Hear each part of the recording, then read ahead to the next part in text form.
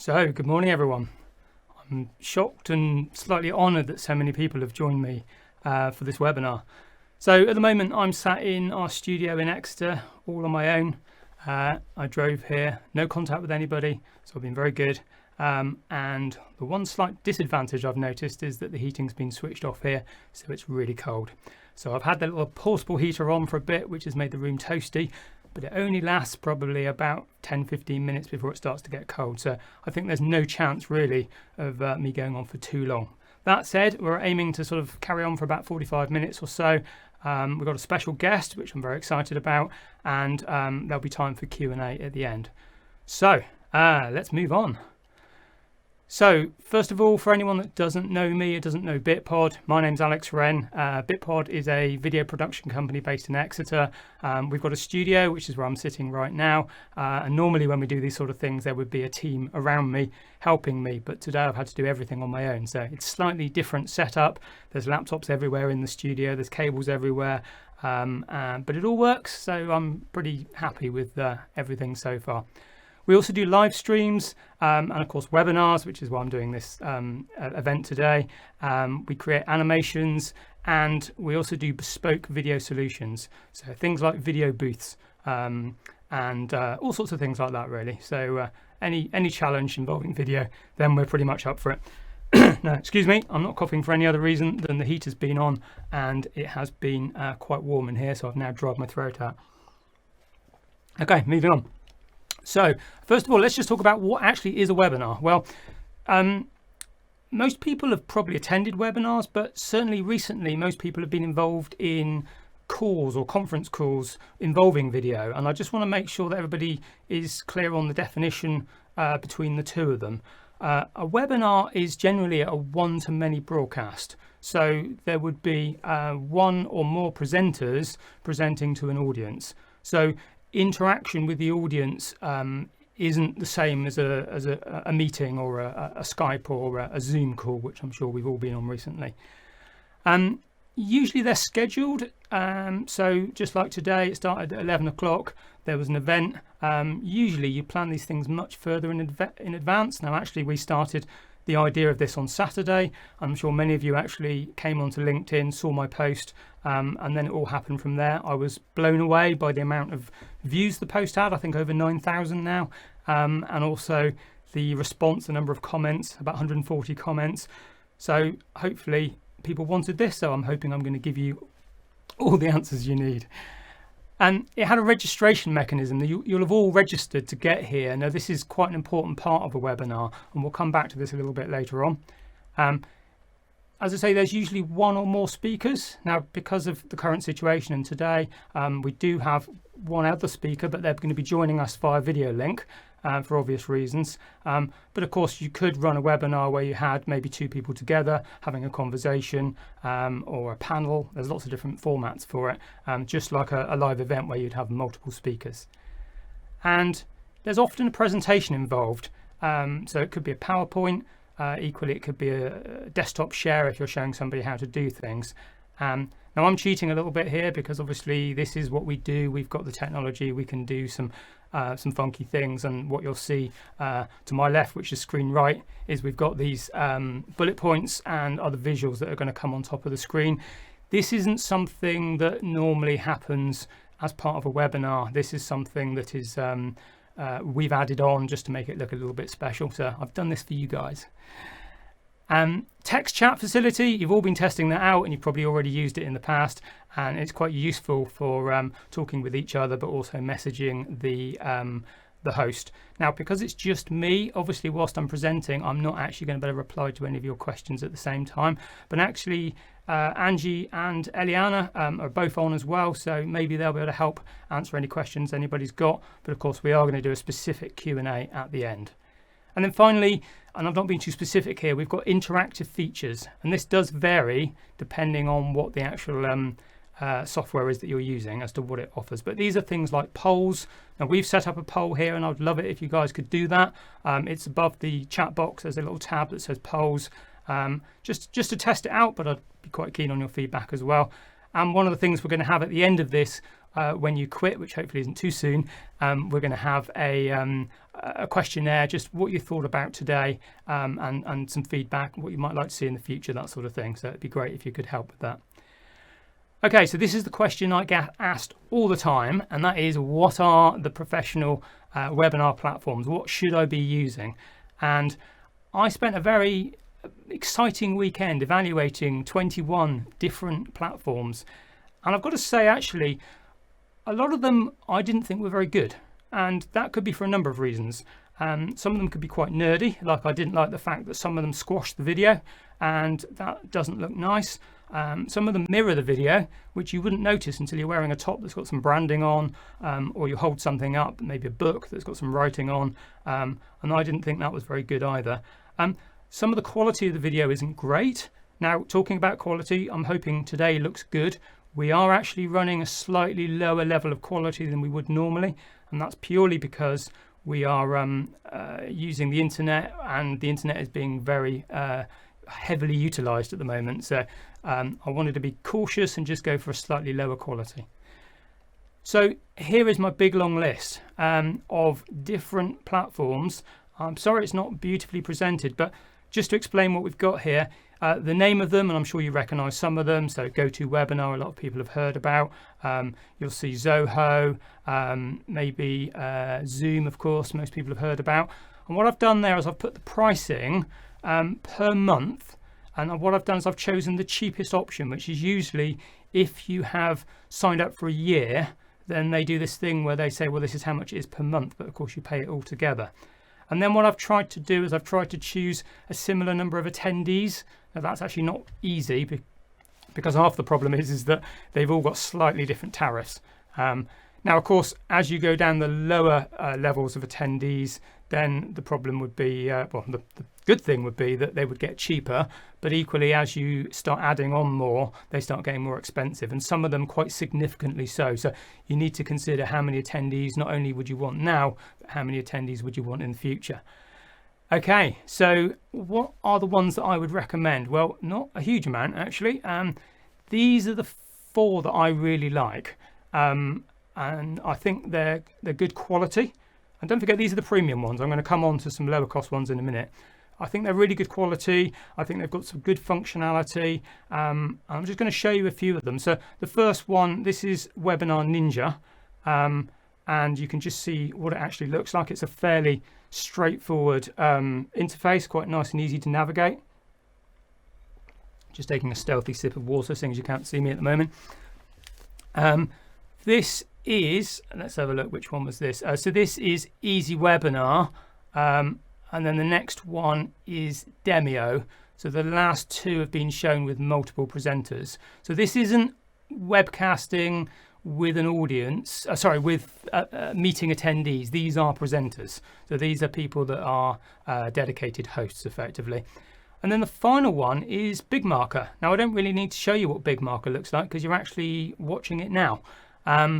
And this is definitely my favourite. It has got loads and loads of functionality, and if you really want to do this seriously, then I would recommend having a look at this. And I've just put the pricing page up here so you can see. I'm currently using the 500 attendees one, because below that it's 100 attendees. Would you believe we had, I think it was 107 people register. So good call, but we're at the lower end of the price bracket for this one. But yeah, I really like this. And just a slight ask is, if anybody is thinking about signing up for this, I've got an affiliate link which I can send you, and won't get you anything sadly, but it might get us a little kickback, and that would be massively appreciated in today's climate. Okay, so the question everybody's really waiting for, which is, what are the cheapest platforms? And there's a few here, and I'm going to start rather unusually with YouTube, because YouTube, although it's not a webinar platform, actually could be used for webinars. There's no real reason why it couldn't.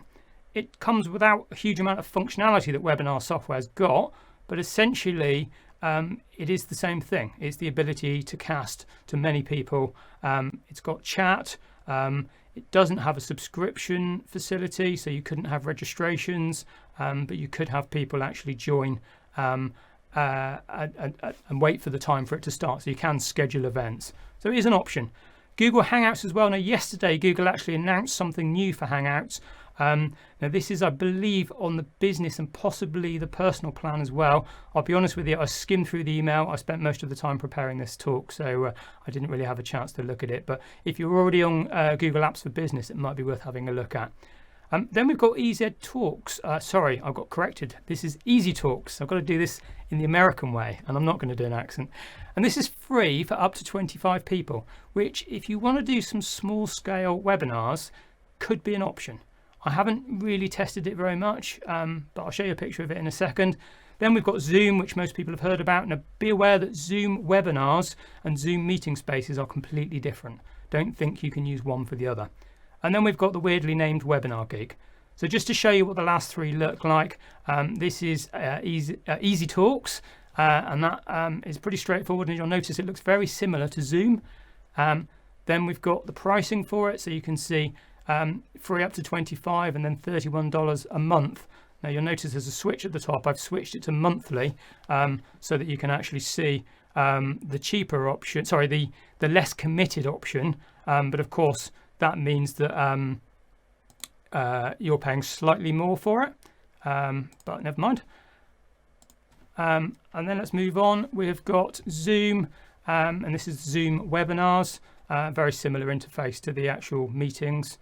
And they don't offer a free version. Theirs starts at £32 a month for up to 100 attendees. This is probably the best value of all of them out there. So if you want something that's low cost, this is probably a good place to start. But be aware that as you start adding attendees to all of these, even the free ones, they start piling on the money because they want you to buy, obviously, and because of that they start limiting features, and very quickly you're going to get to the point where you say, actually, I need to spend some money. So try and look ahead and think what you might need going forwards. This is the final one, Webinar Geek. It's not the best of interfaces, but actually it works really well. I have tested it out. I quite liked it. The quality was good. What I would suggest, obviously, is you can test all of these out and see what you think. There's the pricing for that one, so it's not quite as cheap as Zoom, so that's €39. And then you can see underneath, as you go up to 250, it's then €59. So the pricing starts to go up. So do a comparison, test things out and see what you think. Okay, that's the platforms done. And I'm sure I'm going to have a load of questions on this, but I didn't want to spend the whole webinar talking about what options there are in terms of software, because actually the software is just one part of it. That's just what gets you online. Then you've got to do the planning and everything else, which is what we're going to talk about next. So few things to think about here. 4 sort of basic marketing questions you need to ask yourself. Video is really exciting, but we mustn't forget why we're doing things, and therefore thinking about what the aims of the webinar are and actually writing them down is a really good idea, just to keep yourself on track. Who's the webinar for? Again, thinking about language. I've had a number of people saying, you know, what's the tech level going to be like here? You know, are you going to keep it understandable? And my answer has hopefully been yes, and I'm going to try and stick to that. How long will your webinar last? Well, interestingly, I've did some research on this over the weekend. 45 minutes to an hour seems to be the kind of sweet spot in terms of length. Now, actually, 30-minute ones apparently do work quite well, but 45 minutes to an hour seems to be the ones that get the most engagement. People like the fact it's live. They like the fact there's going to be some detail there. Just as if you attended a seminar, you'd expect there to be a decent amount of content, something to get your teeth into. And then what's your next action? So when you've finished with the webinar, what do you want people to do? I always think if you can think about your next action at the beginning, then you can tailor your webinar to actually make sure that happens, rather than just create some content as a parallel and then wonder how it's all going to wrap up at the end. So some little graphs that I found. Best days to invite people, Tuesdays and Wednesdays. Now, it almost seems like a bit of a fix, because I did actually start inviting people on Tuesday. So that was fluke more than anything else. And apparently, again, possibly another fluke, but the best day to host your webinar is a Thursday. And as far as I know, today is a Thursday, although I must admit I'm starting to lose track of the days. So I found this really nice checklist here on HubSpot. HubSpot's often my go-to place for things like this. And I'd say it's probably a bit over the top. I mean, they're talking about planning your webinar 8 weeks in advance. I think I started 2 days in advance, and we're doing all right so far. On here, you'll see there's some really good detail of things that you might need to do. And we're going to come back to this one shortly. And I can, of course, share all of these links with you so you can look at the detail in your own time. Okay, now getting on to the technical stuff. Judy, do not worry. I'm not going to go into too much detail. I know you've asked me 3 times so far. I'm going to keep it clean. Okay, so the first 2 are the tricky ones: internet connectivity and the computer specification. If you are using your home internet connection, which many people are going to be doing, and actually the main reason I'm here in the office is because no one else is using the internet connection, and at home I've got 2 teenagers battling me for the internet connection and probably winning, so I've come here so I can use it myself. If you have slow internet, you are not going to be very successful with live streaming a webinar, because it uses data, and it uses data on the upload, not the download. And of course, most people worry about download speed, but of course for webcasting or webinars, you are uploading, and you're uploading video. So if you can make it work, obviously that's great. You will need to test it. That's the only thing you can do, is test it, make sure it all works well. Kick everyone else off the internet, and just make sure nothing's going to happen that could slow things down. Now, your computer specification is also important. If you've got a £300 laptop from PC World that kind of barely runs Microsoft Word, you may struggle with video and this sort of thing. So again, test it and make sure that these things work well. You can always set up a test webinar and get someone else to watch it, and maybe do 10 minutes or so and just check that it's not breaking up and there's no issues with video and sound. And then the next things I'm going to go through in detail: PowerPoint, the camera, the lighting, and the sound. So we're going to get into these now. So PowerPoints. Why would we use PowerPoints? Well, PowerPoints are a great way, of course, of sharing detail, and they're often used for creating a structure. And I've seen plenty of people looking at their slides when they're doing seminars, and that's not really a good thing. So PowerPoints really should add extra to what you're saying rather than repeat it. But let's just have a look at some examples. Now, this is a typical slide from PowerPoint, and here is my first bullet point, written out as a sentence. I've no choice but to read it. Just to annoy you, I'm going to read this out in full, word for word. I really don't know why people do this. It's absolutely pointless. Okay, so I'm going to stop this now. Now, okay, bit of fun, but do you know how many slides you guys have seen where this is exactly what happens? People write down what they're going to say and then they read it off the screen. Now, I find that quite insulting because I'm pretty good at reading. It negates the need for a presenter. People, please, let's not do this. It's happening too much. This is another fantastic thing. This is a slide with far too much content on, and special points to anybody that gets to the end of this, and that's if you can read it. This happens so much. Usually what happens, people just apologise. They say, well, here is the PowerPoint. I'm sorry, you probably can't read that. It's just pointless. They should have picked this up earlier on. If you've really got this much content, you need to split it out over multiple slides, but actually more likely you need to say it, and you need to put in some very basic reminders just to make sure that people it's adding value to what you're saying rather than repeating what you're saying. Okay, enough of that. This is a very simple slide from PowerPoint. It's a template. I've done nothing to it. Agreed, the small text on there probably needs to be made bigger, but the reason I'm showing this to you is this is just a sample slide that I found in the PowerPoint library, which means you can make slides look quite nice without a huge amount of work. You don't need to be an expert. I can definitely say without doubt you could go and find something that suits you, and then you could amend it to suit. Okay, I've found this really nice article here. Again, I can share the link afterwards on how to create PowerPoint templates. PowerPoint presentations that are a little bit nicer than normal. Bit of tech knowledge needed to make it work, but actually, if you're going to invest in doing webinars and you want to make something look really nice, then it makes sense to actually have a nice PowerPoint to go with it.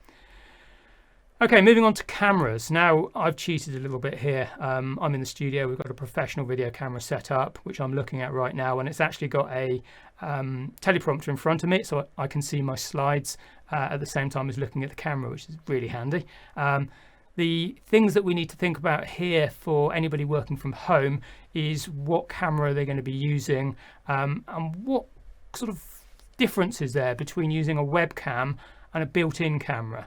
And this is, I think, something that's worth noting, but the problem is a lot of people don't have much choice at the moment. If you've looked, webcams are completely out of stock everywhere. You can't get them for love nor money. I will say that if you've got a webcam and you've also got one built into your laptop, do test and see which one looks best. Webcams should be better, but you can get cheap ones that obviously don't look great. The built-in ones in laptops tend to be pretty appalling. I was testing something out last night and the quality just is shocking, and my laptop's quite expensive. That said, some of the Macs I believe have got quite good cameras in. So test it out and see what you think. This is a camera that you probably can't buy at the moment, but if you were thinking about doing this seriously, this costs, I think, somewhere between £50 and £100. The price seems to vary because I'm sure they're being hiked up now for people that do have them in stock. So this is a Microsoft camera, very high quality, just designed for doing webcasts like this, and very much better than your average camera.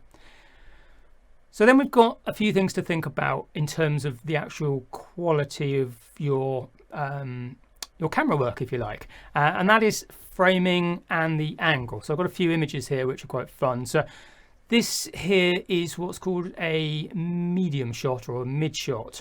This cuts at about the waist, and you'll notice that there is not very much headroom at all. This is great if you're standing next to something like a flip chart or maybe a whiteboard, or you've got some props. I have no idea what you might be doing in your video, but let's just say you need some room for it. This is a good one to use. So note that it's just around the belt line is the bottom of the screen. Now let's move on to a medium close-up. This is what I'm using. This is what our special guest in a minute is going to be using, as long as he hasn't moved. And this is the standard shot that you would use really for anything like webinars. You'll see the bottom of the screen cuts just at the bottom, sort of the armpits effectively. Hardly any headroom, and if you've got a lot of hair going on, there's a possibility that your hair might go off the top of the screen. There's nothing wrong with that. The eyes should be about 2/3 up the screen. Now, I see an awful lot of people, this might be a bit of an exaggeration, but I see a lot of people who are setting their cameras up like this. And if you're using your laptop, you're going to need to adjust the screen, maybe at a viewing angle that isn't optimal for you, but makes your camera look better. So the preference is definitely this, and that's kind of what your webcam should look like anyway, in terms of framing. That's what they're designed to capture at the sort of distance you'll be. Definitely not this. So this chap here is performing what's called in the industry a up the nose shot, and because of the angle of his screen, and you can see he's got an external camera on there, what's happening is he's getting a shot that is underneath his face. It's not going to be flattering. It's going to show all your chins, and it's going to give a good view up your nostrils, and it's just really not very good. But often people end up doing this because, of course, their laptops are quite low down on the table. So high-tech solution, here we go. We've got some books. This works quite well. I'll leave you to decide what you could put your laptop on, but this is really quite a good way of making a nicer shot. Now let's talk about lighting and backgrounds. So I appreciate that people are really going to be limited on what equipment they've got. Again, I'm very lucky. I'm here in the studio at the moment. I've got lights set up all around me. There's a light here, which is our key light. I've got a light to my side here, which is the fill light. And you'll probably see there's actually a light above me as well, which is highlighting my hair, probably making it look a bit grey. And then behind me, we've got the background, which I've just set for this sort of fetching purple colour. But let's move on and have a look at some interesting examples. This is one I've seen quite a lot. Haven't really given it a name, but the problem is that webcams try to be clever. They try to look at what's going on in the picture, and they try and say, well, okay, there's quite a lot of bright objects there. Let's bring down the exposure, i.e. the brightness of the camera, to suit. And what they've done here, or what the camera's done, is plunged the person into shadow. And it just doesn't look very good. And in fact, this is a good combination, if we could actually see it, of an up the nose shot as well. And then we've got the window behind the camera shot. Now this is one I see an awful lot, and I know why people do it. It's because they lay their room out in such a way that they don't want the light in front of them, because they're going to be blinded when the sun comes out. But if you're doing something like a webinar, you might need to move everything round just to actually change it, make it look good. This guy here did just that, and here we go. He's flipped his room round, and you can see that's much better. So think about what natural lighting you can use, and of course, if you need to use other lighting, I appreciate you're not going to have studio lights, but you could use sort of an angle poise light or anything like that. Just try not to mix different lighting sources. So you probably notice that the sort of lights that you might have, a bit like the light in the background in that image, probably looks quite yellow compared to the white of daylight. So just be cautious and test it to make sure you don't have a mixture of yellow and blue lights. And if you don't really know what I mean, try it out, and you'll start to see if it looks wrong, then you'll know that's the problem. Okay, few little simple pointers here. Backgrounds, try and keep them simple. A few really good reasons for that. One of them is that you are the foreground, and you really want people concentrating on you and not what's going on in the background. There's another technical reason, and that is that actually the more complex your shot, the more data your computer has to try and transmit as part of your webinar. And that means that it could be compromised if the internet isn't as fast as it needs to be. So if you've got a complex background, or maybe my last point here, if the camera's moving in any way, of course that makes a very complex signal, then actually you're in a position where you could end up with video quality that's just not quite as good. Keep some space around your head. People often have plants and things growing out of their heads when they do things, so just look behind you, see what's there, move stuff around, and try and make sure that nothing's sort of fighting with you for the attention.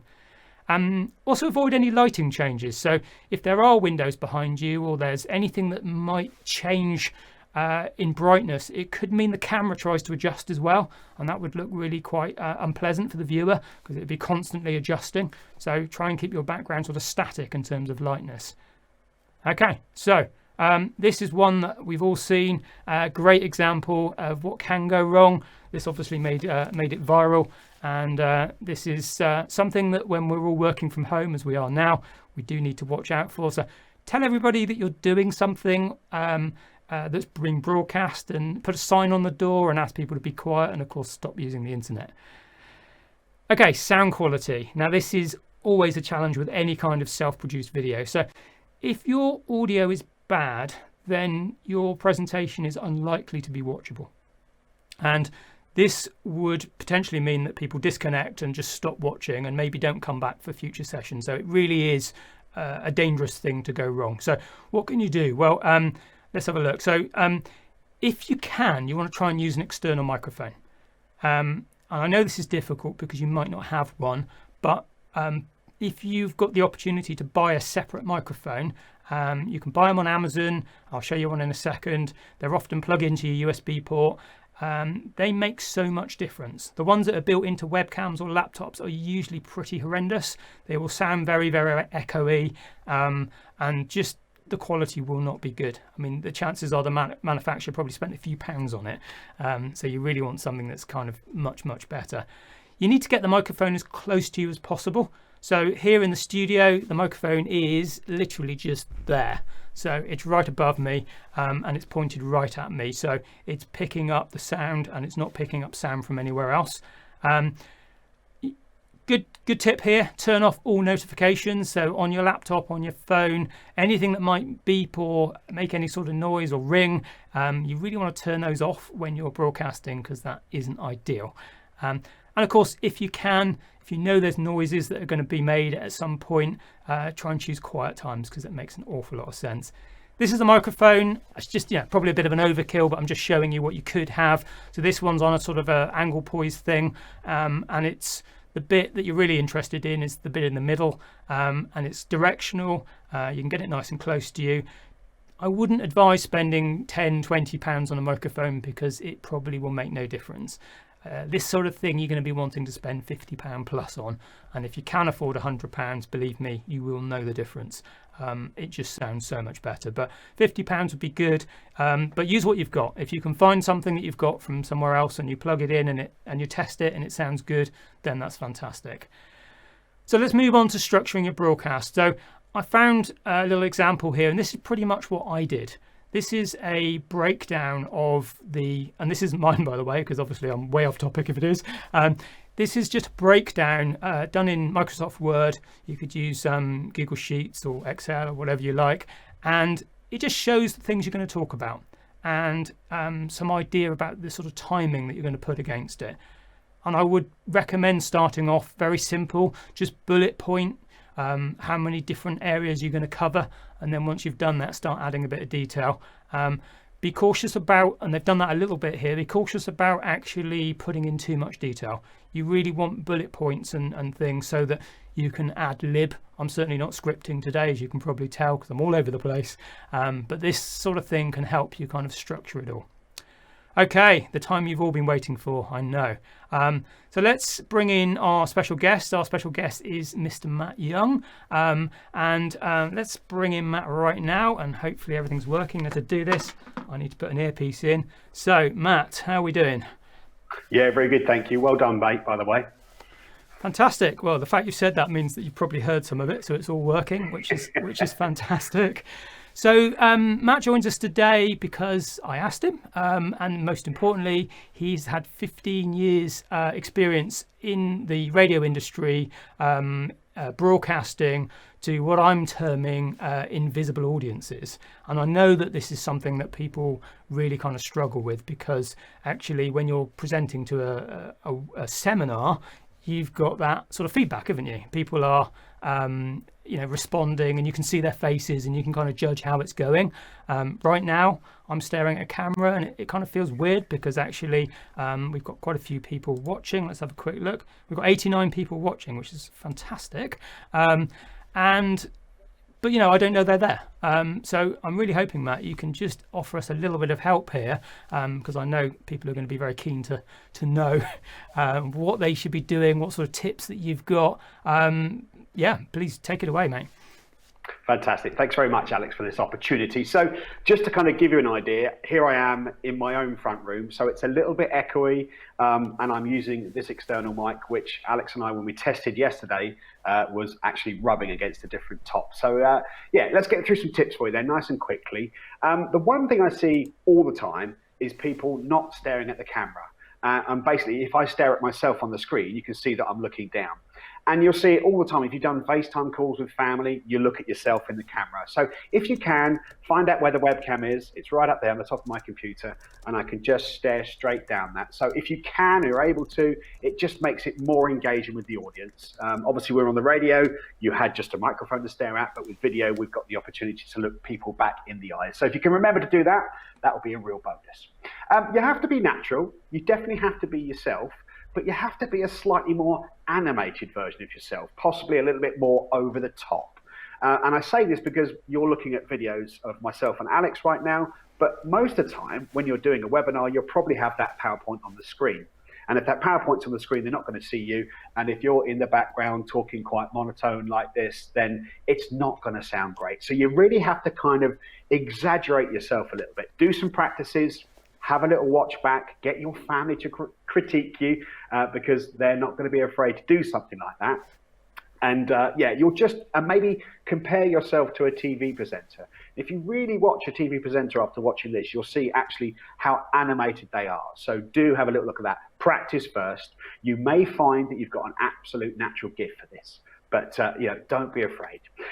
Be aware of what you wear. As I said already, we were testing this yesterday. I had a top, and my microphone is just inside here, and it was rubbing on some lettering I had on the front of the top. And Alex and I were spending probably 5 minutes trying to find out where the noise was coming from, and it was right there. One really important tip, and I use this all the time, is people are here to watch you, and they want you to succeed. So try and get over those nerves. They don't want you to fail. They want to learn something from you. So have the confidence that they are there to see you. and you are going to trip over your words sometimes. You are going to make some mistakes. You are going to have to reach for that glass of water. It's absolutely fine. So really do just make sure that you have that confidence that people are there and they want you to do well. Very rarely is there going to be anybody in your audience that thinks, great, let's watch them make a real mess up of this. You'll be screen sharing and showing presentations most of the time, so people may not even see much of you, which again is why you need to sound quite good and obviously have that sort of, be a little bit more animated. Have a notepad standing by. If you just want to make a little note, certainly if you're obviously going through your presentations, because if I don't know if I can do this, but if I start tapping away on my computer, you can hear all those noises. So maybe just have a little notepad to one side just to take some certain rules. There's no one saying you can't do that, but that would be my recommendation. Just some final few tips for you now. Always have a glass of water standing by. It's absolutely vital, as we saw from Alex there with the really warm studio. It really does dry your throat up. So make sure you have that standing by. Nothing wrong with a cup of tea or a coffee, but be aware if it's super piping hot, everybody's going to hear that as well. Don't eat anything before you start broadcasting, okay? When we used to do the radio shows, I never used to have breakfast before the show because it just makes saliva build up in your mouth and actually you'll find yourself kind of drawing in breath and stuff. So it's not pleasant for the people that are watching you. I would suggest not having anything like milk or anything of a similar consistency because it aids in the build-up of phlegm. I know that's a bit gross to say, but that's literally what happens. So just make sure you've got, honestly, a glass of water is definitely the best thing you can go for.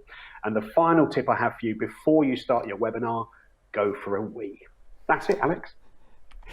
Excellent, Matt. Very, very good stuff. Now, I've got a question for you.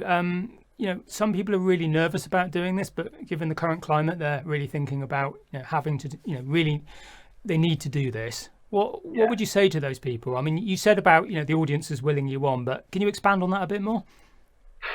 That's the thing, this is the only way currently you have a chance of staying in touch with clients, customers, potential new customers, doing a webinar, putting that kind of information out there. So as I said, it really comes back to really, I don't think people want you to fail. So just have a little bit of confidence. I know I've got that broadcasting background, so it's certainly something that I'm not too worried about, but we kind of just have to get over it because this is a unique situation that we've all been put in. So get yourself out there. The one thing I realized, the one thing that really struck home for me was when I was doing this, and I've made a lot of videos for my business over the last 10 years as well, and I would go to a meeting, walk into that meeting with someone who'd seen my videos, and they would literally greet me like I was an old friend because they were familiar. They'd seen my face before and they've heard my voice before. So, you have that chance to build a relationship with someone before you actually meet them. So that would kind of be where I'd go with that one. Thanks, Matt. Now, of course, your specialism is social media. That's what you do. That's what your organisation set up to deal with. What would you say to people who are getting ready for a webinar, but sort of wondering how it all fits in with their social media strategy? What would your tips be for that, mate?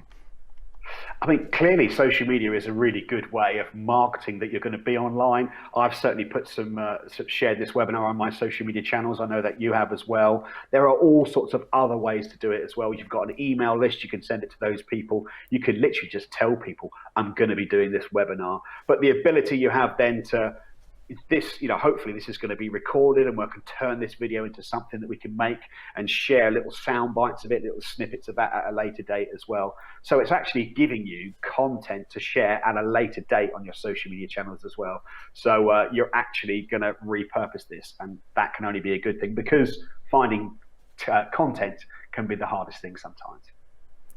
And if people need any help, because obviously this is what you do with their social media in terms of promoting their webinar, is that something you've got capacity to help with?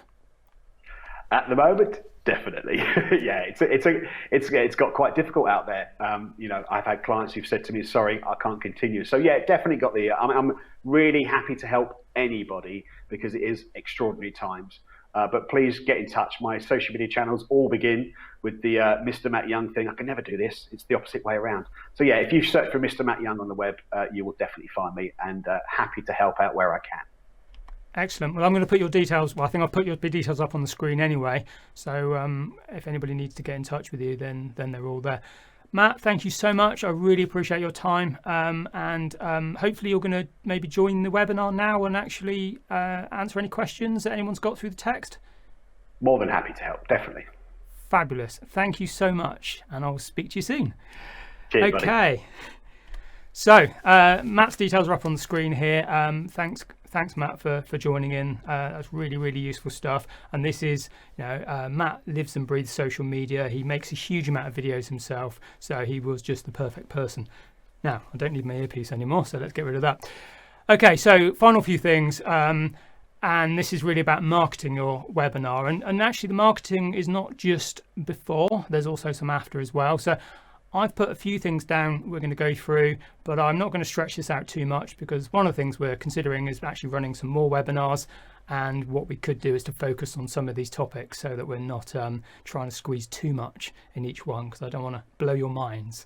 So, okay, let's just come back to this handy HubSpot cheat sheet we've got here. And some of the detail in here, they talk about picking the dates, deciding on your topics, selecting your speakers and hosts, setting goals. So some of the stuff we talked about earlier on. And there's a really good list here of things to look at. And the things that I really want to focus on is the actual setup of the webinar itself. So this is going to vary depending on what platform you choose. But it is really important. And what I can do, if I just have a quick look at my stats a second for the webinar that we've done. So we had, I'm just going to refresh it so I can see, and I can just share this all with you. Bear with me a second. So we had, well, the internet's going slowly, of course, because I'm broadcasting. Okay, so we had 305 views of our registration page, and then we had 111 people register.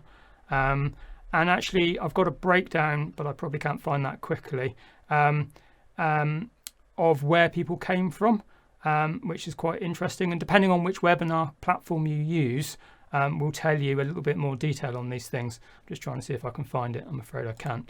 Okay, so let's go back to this. So moving on.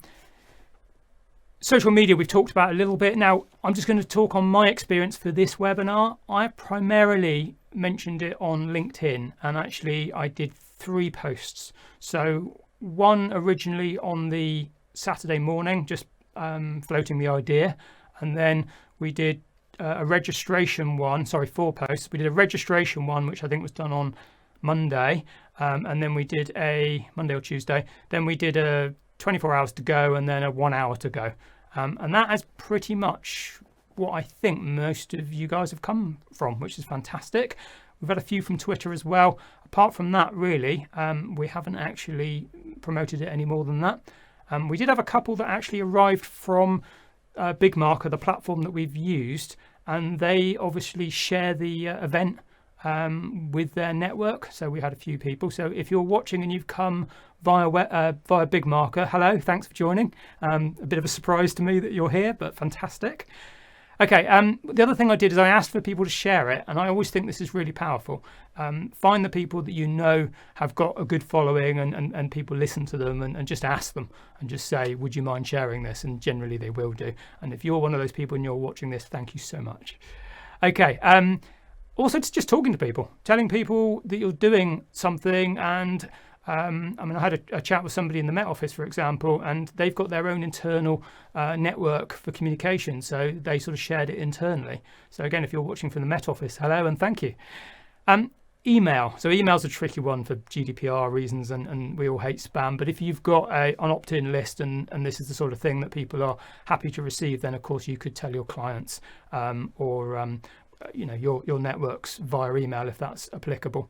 And then sort of talking about registration pages. Now, I probably didn't put as much work into this as I could have done, but registration pages, in all the research I've done, are really, really important. That's the point where somebody makes a decision, is this for me? So actually making a registration page full of information really makes an awful lot of sense. And this is just a screenshot of an example here. This isn't mine. Again, I'd be massively off topic if I did. And this is just showing somebody who's gone to the effort of putting in not only what they're going to be covering, but a little bit of detail on it as well. So spending some time writing this out and giving some detail is going to help people identify and say, is this for me? Is this my is this my webinar, or is it not for me? Okay, and then afterwards, and of course this is going to start for us as well very soon, in the next 15 minutes or so. We're recording this webinar and we're hoping to share that. Haven't quite decided how that's going to happen yet. I'll be honest with you, this is our first webinar that we've ever done. Normally we facilitate for other people, so if it's a bit ropey, that's because this is the very first one we've done where we've presented, and as I said, I'm doing all the tech as well as actually presenting.